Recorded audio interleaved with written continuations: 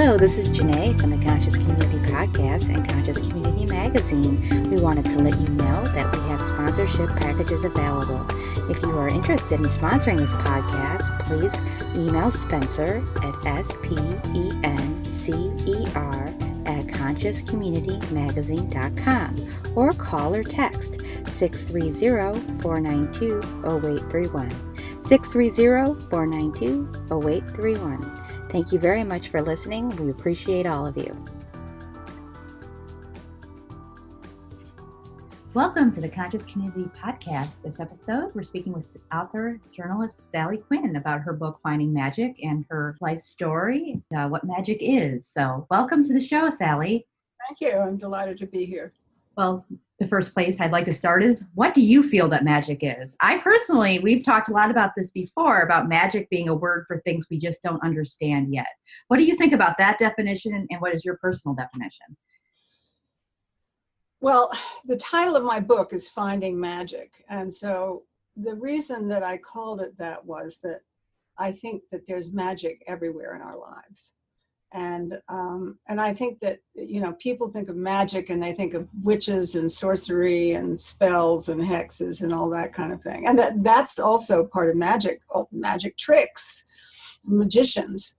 But I think it's something as sort of transcendent. It's an idea. Magic is an idea. And it's also a frame of mind that you find, it's exhilarating, and you find magic in all the things that happen in your everyday lives. I mean, I was talking the other day to a friend, and I said, my son just married a young woman who has a 5-year-old daughter, and they had just moved into the house next door. And I was sitting having breakfast one Sunday morning, and Chloe, suddenly there was this dog, they have a little dog, Teddy Roosevelt, and Teddy Roosevelt came running into the kitchen, and then Chloe came running into the kitchen. I didn't know her very well.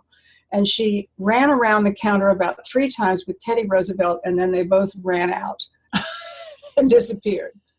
And I just sort of thought, oh, that's magical. I mean, it was just this wonderful little moment of, you know, she was trying to get to know me, but she didn't, you know, she didn't know how to sort of come in and say hi. And, you know, I was a little shy with her because, you know, I didn't want to smother her or try to overwhelm her. But that was her way of just saying, I'm here and I want to be a part of your life, you know. And that is what I call magic. I mean, you know, people talk about, I went to Spetses, Greece this summer. And in fact, Quinn, my son, and his fiance got married in Greece. And I rented a house there for a month. And it's a small island, the most beautiful island in Greece. I've been to a lot of Greek islands. And I have to say that that's the most magic place I've ever been in my life. Everything there is magical. And I would open the window of the shutters every morning and look out at the sea, and the sun would be shining and shimmering on the sea, and there would be these sort of misty little other Greek islands off in the sort of distance. And, you know, there would be birds, and you'd look at the fig trees, and you'd look at the olive trees, and you'd hear the waves, and you'd see a little sailboat, and you'd think, this is magic. This is like a movie.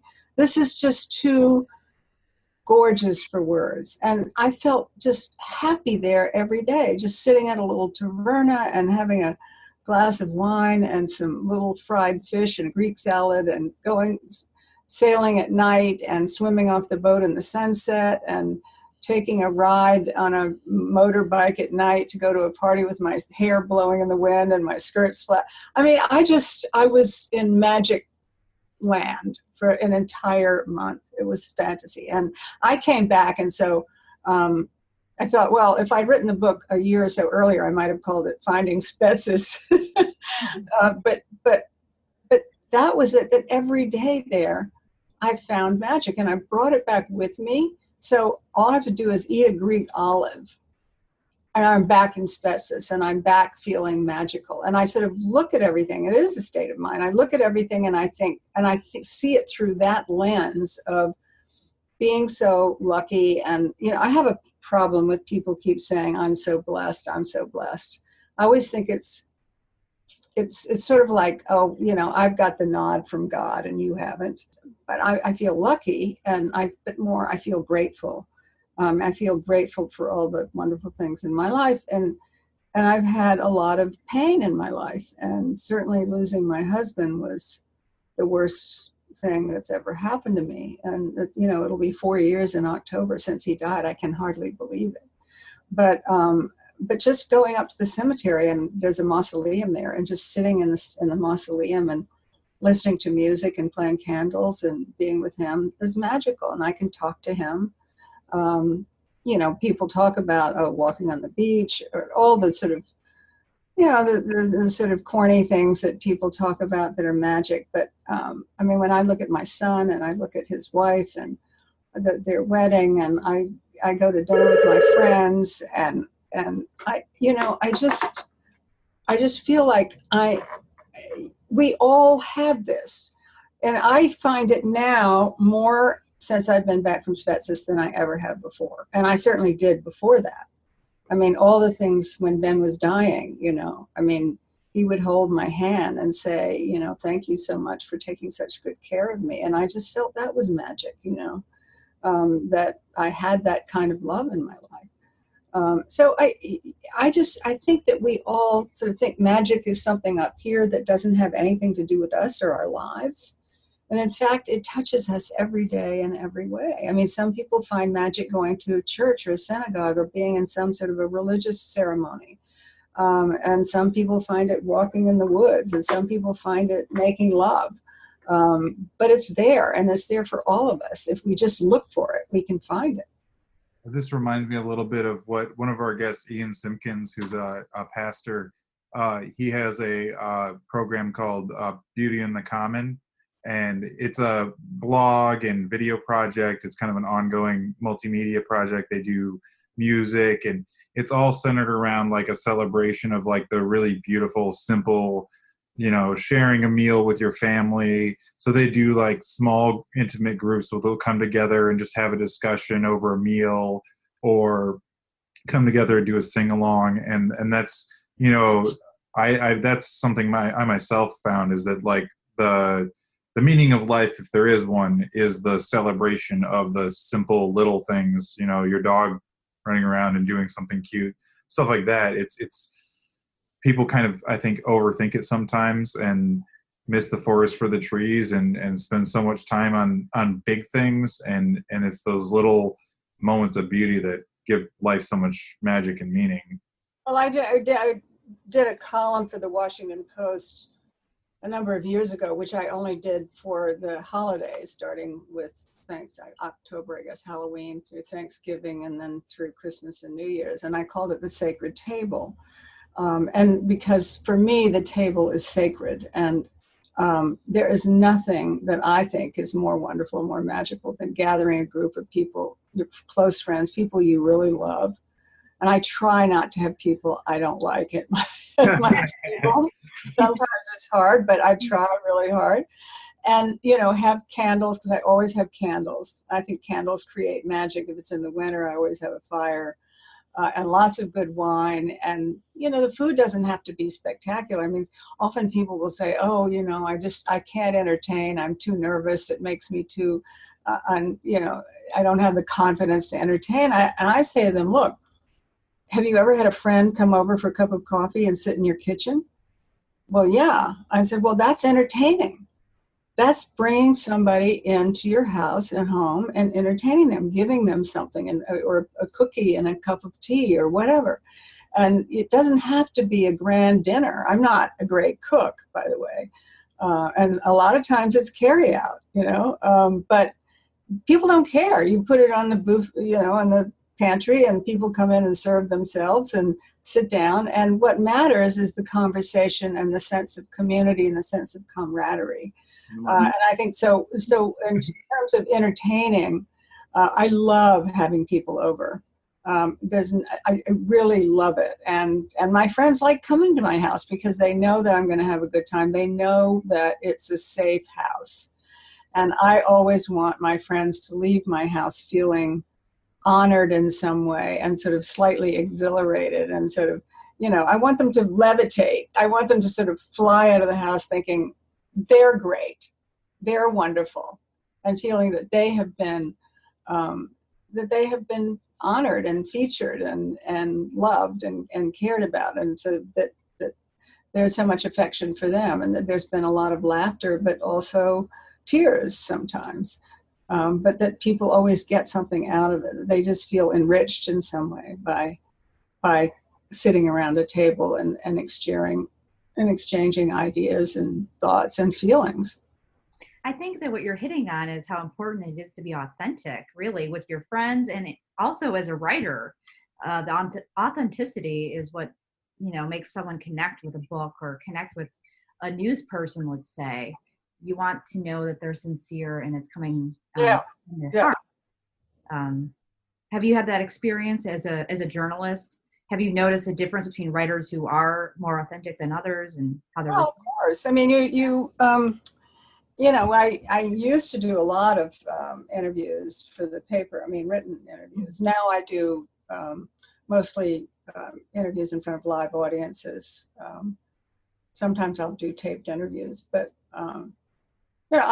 you can smell a phony a mile away, And when people start telling you things about themselves that aren't true, you just know it, and the audience feels it too. The audience gets it.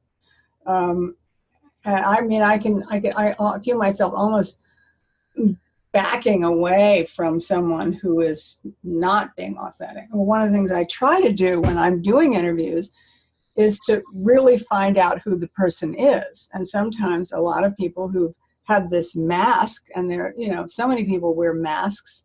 It's not as much that they're phonies as that they're afraid to show who they really are.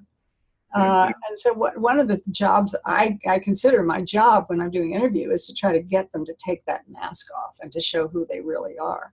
I run into a lot of this. I mean, I don't mean to badmouth a particular book, but the How to Win Friends and Influence People book, that I run into a lot of people who are in the corporate world or in sales, and they've learned all these like techniques and strategies for how to make people like you. Yeah. But almost all of those are based around basically manipulating people and not. Exactly. You absolutely hit it on the head. That book, I just think is the kind of the antithesis of everything I think you should do. I mean, one of them is make sure that when you shake somebody's hand, you shake it really hard and you look them in the eye, And so I can see the minute somebody does that to me, I think they've read the book. Yeah. First of all, if you're a woman and you're wearing rings, it's awful because it hurts when they really shake. Your ring sort of scrunches and you're trying to smile and it's sort of like, Sally, how are you? I mean, it just doesn't ring true. And I mean, of course, my antenna is way up there, and I've been doing this for so long, so many years that it's I have an almost sixth sense about it. And people know when they're around me, they can sort of sense that I know it. And then they start getting nervous because they're realizing that the act doesn't work. I lived with Ben Bradley for 43 years. We were together 43 years. And I mean, he is without a doubt the most authentic person I've ever known. I mean, he is exactly who he is. And people just flocked to Ben. I mean, he'd walk in a room and you'd see people, they came up and it was like they wanted to sort of touch him and rub, like they wanted it to rub off on them. What is this thing? Talk about magic. What is this magic that he has? And the magic wasn't that complicated. It was just, he was who he was, and he was totally confident in himself and totally honest and sincere. And he never said things he didn't believe. He never pretended, but he liked people. I mean, he was always open to people and open to their ideas and thoughts and feelings. And but he was somebody that you could instantly connect with. And so, I mean, that, and my son, Quinn, who's now 36, and who lost his father almost 4 years ago. Quinn is learning disabled, and he has a website called friendsofquinn.com, which is associated with the National Center for Learning Disabilities. And when Quinn was growing up, he had very few friends. He always went to special schools, and he had a lot of medical problems. And so we went to the country every weekend, and Ben and Quinn would go work out in the woods, and Ben was his best friend, his only friend. We were. But that bonding together, and it was like Quinn, it rubbed off on Quinn. And he is so much like Ben, in that he is a totally genuine, honest, decent, authentic person. He is absolutely who he is. There is no guile. There's no agenda. Ben never had an agenda. And living in Washington, it's one of my favorite astrologers, Caroline Casey, says that Washington is a spiritual hardship post. and she is not kidding, because it is. And so there's so many people who have masks on here, and you go to I went to an embassy party the other night, and you'd see all these people, and of course the women all have makeup and hair and everything, and the guys are all and there's this, and there are very few people in that room who were actually themselves. They were all there because they were at the British embassy, and the expectation was they had to behave a certain way. I can go to a McDonald's. No, I don't go to McDonald's, but I can go to a barbecue in somebody's backyard and go to the British Embassy, and I'm the same person. And sometimes I think people are a little stunned when I'm as open as I am, and say as honest as I am. And I don't mean to say, when I talk about being honest, I don't mean to say other people aren't honest, but that I just actually say what I think and what I feel. And they sort of think, oh, well, is that really the way you should behave at an embassy party or at some big Washington political event? I'm not dancing on tables or anything. I'm not doing anything embarrassing, but it's just that I'm trying to take it down to the level of sort of humanness, and not have it be like a stage or an act in some way. There's a kind of, lately in the media, they talk about civility, or people talk about being polite, or people talk about staying positive. And there's this kind of idea that you don't want to talk about unpleasant things, or, you don't want to be too abrasive. There's this decorum that needs to be maintained. And I found that some of my favorite people are incredibly coarse, sometimes to the point of being abrasive and vulgar, but they're absolutely genuine people. I have one friend he's a mechanic, and he does race cars, and everyone I ever met who knows him is like, oh, he's such an a-hole. But like, I get along great with him because he's just exactly a genuine person. Like there's no guile. He's not pretending to be something that he's not. I mean, he's unpleasant to be around, but he's really, like, because that's such a rare thing, it's really enjoyable to be around, because a lot of people are just like, they have this just fake facade on. But I wanted to kind of get back to something that I saw in your book. I come from a family with a lot of military as well, and reading the first couple chapters, I thought it was really interesting. My grandfather was stationed in Okinawa post-war and throughout the Korean War period, and he was also in intelligence, like your father was.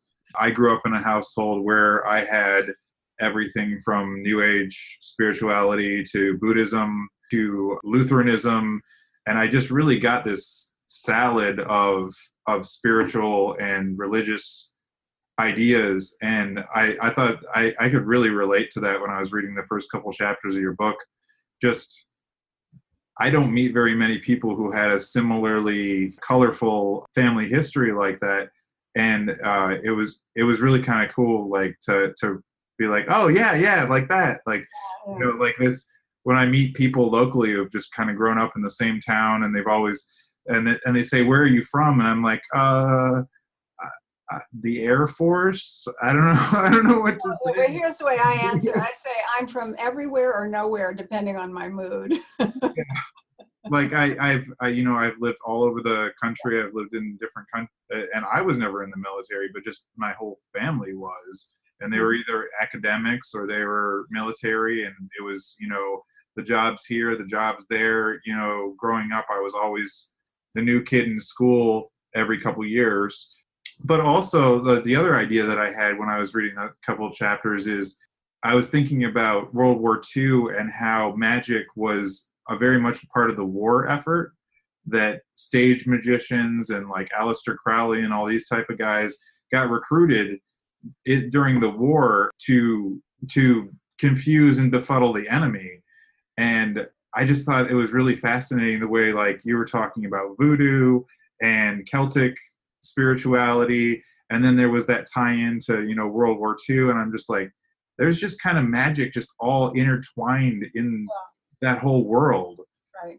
Well, But, I mean, it's really hard to even say, like, for me even, what's actually magic in the way most people think of magic, Harry Potter magic, versus mentalism or sleight of hand tricks, and where one picks up and the other leaves off. It's all part of kind of a continuum. You're absolutely right. I don't think you can compartmentalize magic. I don't think you can say, well, here, this is where this stops and this is where this begins. It is. It's all part of, as you say, part of a continuum. It's all part of the same thing. I was talking to a magician at one point. I didn't get into this in my book, and I wish I had. It was just a small conversation, but he said the difference between real magic and the magic that is performed by magicians is that the magicians don't perform real magic. What we're doing is an act. It's not real. And people consider that is magic when it's not. And that what's magic is what comes from in here, and what is around you surrounds you all day. It's not an act. Sewing a woman in half is not magic. Yeah. And though you sort of say, oh my God, how did they do that? And the other thing is that you talk about it moving around. I think it's too bad that everyone doesn't have a chance to be exposed to different cultures and different religions, because it really helps you understand who other people are. Then they don't become the other. They become, oh, well, that's so-and-so or that's so-and-so, and that's what they believe. And having lived around the world and been in so many different cultures, and then having studied religion for, it's almost 12 years now, and study the great faiths. You come away understanding that all religions actually start from one idea, and that was, thousands of years ago when 4 different religious cultures started in completely different parts of the world, in Asia and Greece and India and the Middle East, and they, without having any contact with each other, they all came up with the same idea, which is the golden rule: do unto others as you would have others do unto you. And that's magic, that they would all come up with that same theory and that same concept. And so if you sort of pare down most religions, and you look at the good side of the religion, they're obviously, what's happened is many religions have been hijacked by extremists. We've seen what happens with Muslims, but what happened with the Catholics and the Inquisition. And, I just read today where the Chinese are doing a crackdown on Christians and, burning crosses and taking crosses away and burning down churches. And they're also persecuting the Muslim community in China, the Uyghurs. And we know what's happening with the Rohingyas in Burma. Where this Buddhist community I mean, Buddhism is supposed to be loving everybody. And they are committing the worst kind of genocide and massacre against this Muslim community in their country. So you look at that kind of religious persecution, and it really comes from fear, and it comes from a lack of understanding. And I mean, when Donald Trump says he's going to ban Muslims from the United States, well, didn't he realize that when he went to Saudi Arabia and they had that huge parade for him and wined him and dined him for 3 days, that they were all Muslims? I don't think he was thinking of them as being Muslims. I think, I think that you have these ideas in your head of what people are because of stereotypes. And I think stereotypes are probably one of the most dangerous things that can happen in this world, is to sort of choose people and then put them in a category and say that's who they are. I read an article recently. It was some blog article, and it was written by a Irish woman. What article are you talking about? There was I can't remember if it was a woman or a man, came to America to live and work. I think it was I don't remember. That article. I read that. And she just wrote an article about her observances as a European coming and living and working in America, about what America's like. And one of the ones that really rang true and kind of horrifying to me was the way she said that every American she came into contact with would describe the aspects of their personality and themselves by whatever nationality. So they would say, well, I really love cooking because I'm 1/8 Italian. And I really like my whiskey because I'm 1/8 Irish. And whatever personality trait they had or ascribed to themselves, they would connect it, even if it was, their great-great-great-grandmother was Native American, and that's why I'm so spiritual. Like that Americans have really come to compartmentalize everything by like race and national origin, and it's like, you may love cooking, but it probably doesn't have anything to do with the fact that your great-grandmother was Italian. Well, I think it's gotten a lot worse lately. I mean, I think people are, this country has become much more tribal. And so, people are sort of sticking to people of their own cultures and their own backgrounds, their own communities, which I think is a disaster, because you learn so much from people who are different from you are and from the way you are. And it's more fun. I mean, my husband came from a Boston Brahmin family, and they all belonged to these WASP country clubs, and they were all restricted clubs when he was growing up. And even when I was growing up there, and today, I have to say, there are still country clubs and clubs that are restricted. They won't take Jews, or they won't take Muslims, or they won't take blacks, or whatever. They're still in Palm Beach and Los Angeles. There's still clubs like that. But when he was, he fled Boston as soon as he could. He graduated from Harvard a year early so he could go into the Navy, and he fought in World War II. And never went back to live in Boston because it was so cloistered. But I mean, he and I both agree there is nothing more boring than to go to an all-white WASP country club. How boring. I mean, everybody's exactly the same. They eat the same things. They dress the same way. They think the same. They talk the same way. What do you learn from that? I mean, what is so exciting? I mean, I love living in Washington, in the sense that there's so many embassies, but there are people from all over the country, and there are people from all different walks of life, and you meet different kinds of people. And I love to travel, and I have a lot of friends, foreign friends, and I just find it so much it expands your horizons. My son's his family is from Bolivia, and she was brought here when she was 3 years old, and so they had a birthday party for her last week, and my Spanish is pretty pathetic. I'm actually going to go down to Cartagena in February and take a 2-week intensive course in Spanish so I can speak to my in-laws. They speak English, but I was there. I was surrounded by about 15 Bolivians, and of course they were all speaking Spanish, but to be polite, they would speak English to me. But they all had a different point of view, and they had different lifestyles and different food. We had Bolivian food. It was a different culture.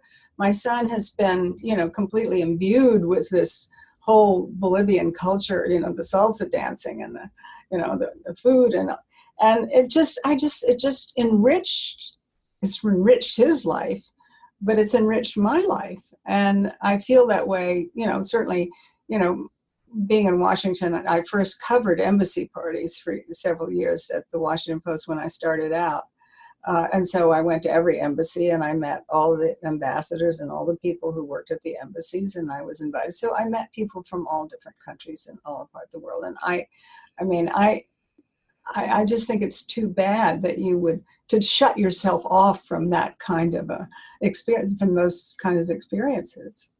I think that food is the first step in diplomacy with Absolutely, an alien culture. You meet somebody, you don't speak their language, you don't understand anything about them. Find out what they eat. And tell them that you like it.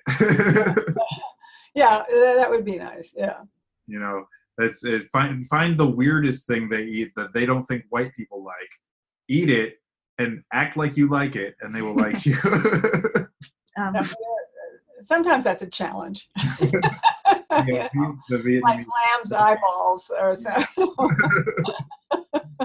Well, with the magazine, Conscious Community, we focus a lot on mindfulness, and you have a mindfulness practice that we both enjoy, actually, the labyrinth. Would you like to share about labyrinths? We haven't had anything about labyrinths in the issues recently, and how that figures into the web of meditation.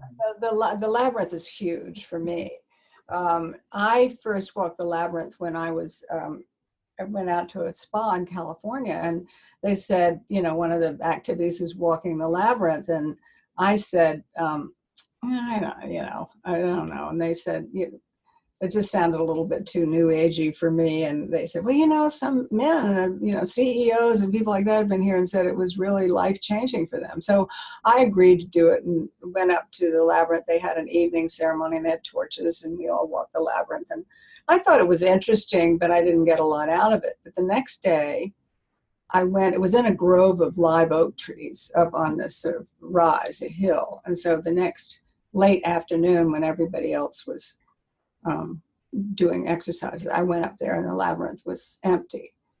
And this beautiful sun and the breeze was sort of wafting through the leaves of all these beautiful live oak trees. And Quinn at that point was having terrible problems. He was maybe 8, I guess.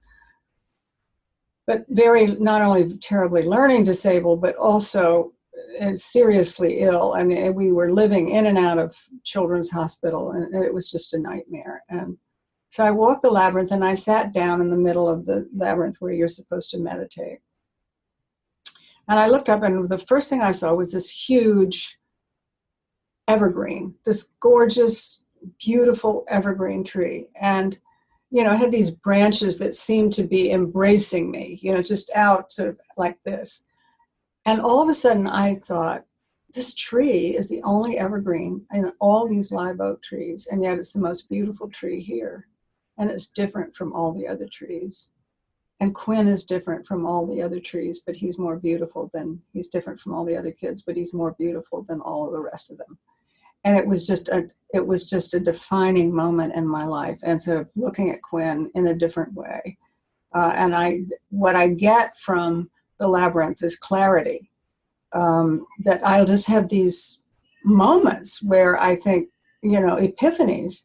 The following year, I was going to come back to this spa, and then they scheduled a exam with Quinn at Children's Hospital. It was a cognitive test. And so I said to Ben, I guess I'm going to have to postpone my trip. And he said, no, you go ahead. I mean, it's not invasive in any way. I'll take him over there and we'll do the test.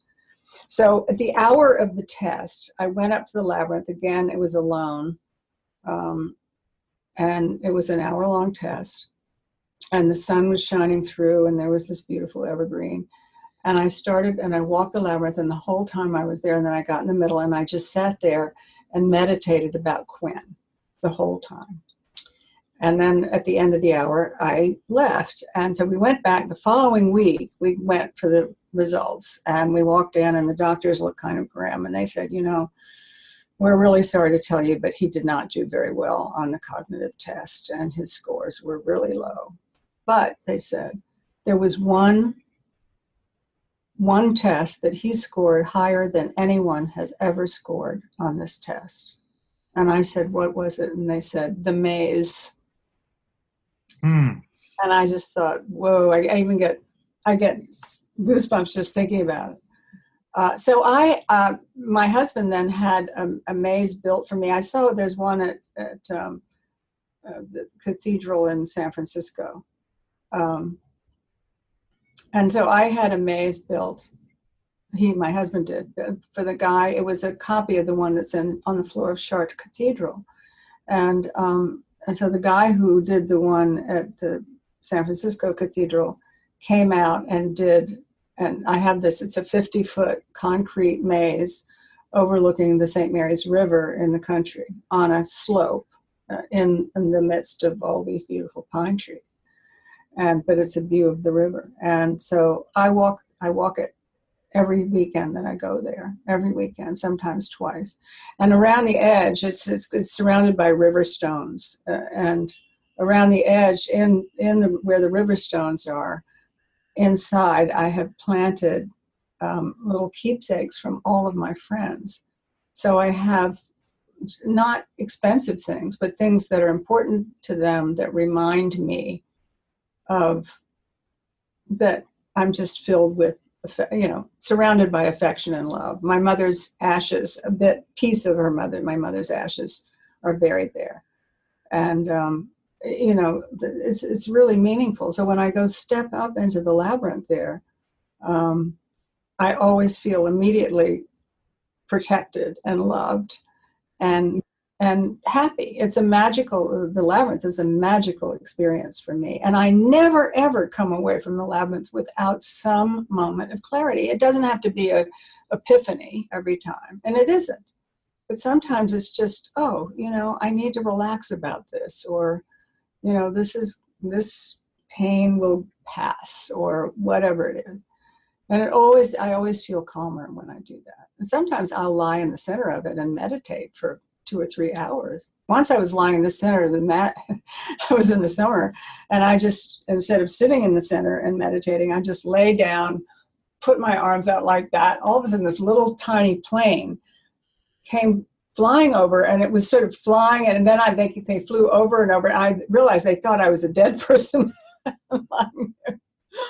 But I just, I get up and I just feel refreshed, and I feel calm, and I feel peaceful, and I feel serene when I walk the labyrinth. I think the labyrinth is such a good metaphor for life, especially when you were saying how you have the little keepsakes around the path. It's like they're all together with you. You're all part of this community. You're all moving through life together. Yeah. I've had this weird feeling because we've made a habit of whenever there's a labyrinth, whenever we're traveling around, we stop and walk the labyrinth. And I don't know how many we've done at this point, probably 15 or so.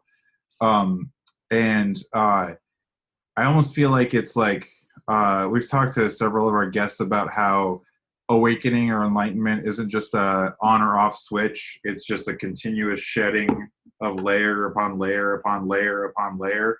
And like, I almost feel like when I walk a labyrinth, like it's like doing a combination lock, and then it peels back another layer, and then you do another labyrinth and it peels back another layer. And I do, like, a lot of times it'll be like you're just walking around this pattern, but the thoughts that are occurring to you when you're doing that kind of practice, it are arising because those are the things that you need to realize at that time, I guess. Like what you were saying. Yeah. People call it a maze because it looks like a maze, but it's different from a maze, because in a maze, you're supposed to get lost. And with a labyrinth, you get found. Mm-hmm.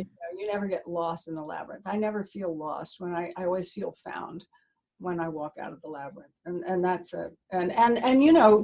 I don't know how much the labyrinth has contributed to my own sense of peace and serenity and calm. But I just know that I'm very different from the person I was. And a lot of it had to do with Ben's death and dealing with Ben's death. And and coming to terms with that, and letting go, not of my love for him, which I will never let go of, but letting go of my grief. But just, things don't upset me the way they used to before Ben died. I haven't felt stressed since Ben died. I have felt deeply sad, but I haven't felt depressed, and I haven't felt stressed. I feel sad, and I can always go to the labyrinth, or if I'm not there, meditate. There is a small labyrinth down on the Potomac River, which is about 10 minutes from my house. And I'll go down there sometimes on the weekend if I can't make it down to the country and walk there. But it's just a lodestone in a way, and I find that it helps me get out of whatever it is that might normally make people feel stressed.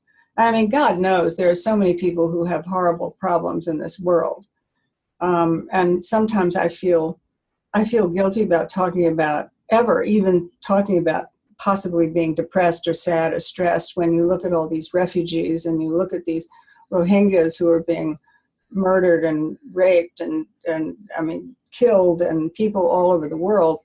My problems are nothing, and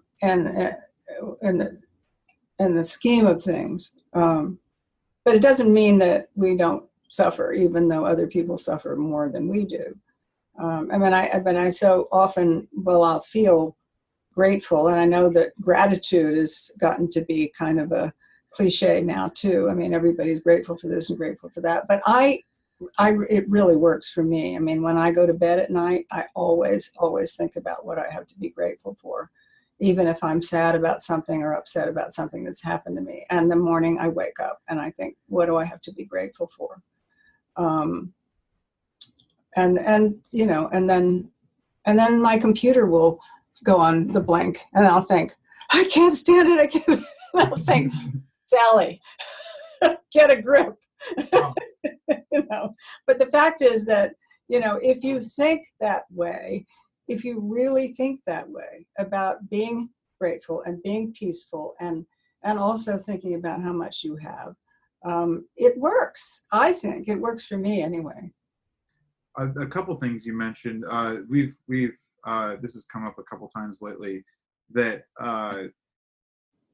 we're Conscious Community Magazine. So we've been doing this for about a year now. I think we're on 20. Well, the podcast. The podcast. Yeah. The magazine's been around almost exactly as long as I have. It's 39 years, almost to the day as old as I am, which is weirdly synchronous. You don't have a single gray hair in your beard. My son is. I do. Yeah, like 46, and he's getting little gray hairs in his beard. Yeah, I have a few in my beard. None that I can see on top yet, though. Yeah. Consciousness. Like for the first year or so, I personally, just for my own interest and having all these great guests on who had this wealth of knowledge, I was trying to define consciousness. And then in the last couple of interviews, it feels like we're moving into the community people keep side. stressing, Yeah? It's like this keeps coming Yeah. up in private conversation, the community part, community. And what is the conscious community? A lot of people have heard that term, even outside of our magazine, the conscious community, or the consciousness community. Who is that? Who is that group? What does it mean? What does community mean? And then somebody mentioned to me that there's kind of a split in that the conscious community would be kind of inclusive of philosophers and metaphysicians and religious leaders and mystics and new age self-help gurus and all these people. And that there's kind of a split, and the two main sides of this split, as I understood it from some of the conversation I've had, is you have people like yourself, and I would include myself in that as well, who are aware of what's going on in Burma or what's going on in China, or sweatshop labor in third world countries, or all these injustices in the world. and they think that part of the process of correcting those injustices is to look at them and talk about them and see what we can do to solve them. And then there's another side of the conscious community that's very much in the like positive psychology, positive manifestation school of thought, which is that you don't talk about these things, because by talking about them, you are manifesting them. That they fundamentally believe those things aren't happening, except that you are manifesting them by giving them energy. So what you're supposed to do is not admit they exist or talk about them or acknowledge them, and only give energy to positive things. That's a misunderstanding of the people who's. I think it may be a misunderstanding of the people who came up with the idea of positive psychology. Oh, it's nothing to do with positive psychology. That doesn't work for me. Yeah. Sorry. And I think that's I think that's fundamentally, that's where that was the divide that I saw as I started to like ask people, like, what's the conscious community, is that you really did have kind of one side that think positive, and the other side, like I see in myself is that I started down my spiritual path at a young age, and I learned various coping mechanisms, and I did therapy, and I learned how to handle some pretty heavy duty stuff. And to me, that's given me the strength to take on the idea of talking about these injustices and such in the world, that where somebody who didn't have those skills might be emotionally overwhelmed by the tragedy of it. So it's kind of my duty to talk about it. I think there's no question. You have to talk about it. I just don't buy the whole thing of not talking about it. I mean, it exists. You have to talk about it. And if you don't talk about it, then how can you make it better? Yeah. Now, I just have to say that I'm going to have to leave. Yeah, I was gonna say, we've been going pretty long here. Yeah. It's been a fascinating conversation. Yeah, thank you for speaking. I really enjoyed it. You asked some very good, thoughtful questions, and it's been fun. Here's your book, Finding Magic. Yeah, the book's Finding Magic. Is there any particular place you would direct our listeners and readers Go to? to your local bookstore and ask for Finding Magic, or order it on Amazon. It's on Amazon. Okay. All right, And did you have any other? It's a love story. Did you have any other website, blog, or anything else you'd like to tell our listeners about? No, I just want to say how much I enjoy this conversation. But I would say that people should try to find magic every day in their lives, every way they can, because we don't know how much time we have left. Well, thank you so much for coming on, Yes, thank and you we'll let very you know much, when Sally. everything comes out, so you can take a listen to it. Bye. Bye. Thank you. Bye. Thank you for joining us for the Conscious Community Podcast. If you'd like more information about sponsoring this podcast or advertising with Conscious Community Magazine, in print or online, please email me at spencer@consciouscommunitymagazine.com. That's SPENCER, or call 630-492-0831.